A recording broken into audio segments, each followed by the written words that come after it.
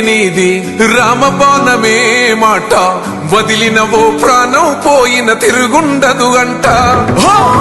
అన్యాయాన్ని చూస్తే ఆగదులే నీ అడుగే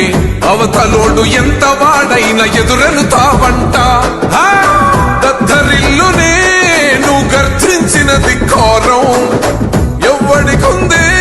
నిన్ను ఎదిరించే అధికారం ఏ కార్యకర్తకు అయినా ఏ అన్నదమ్మునికైనా ఏ చిన్న గాయం అయినా వస్తది నీ కోపం నరసింహుడిదా రూపం రెప రెప రెపలా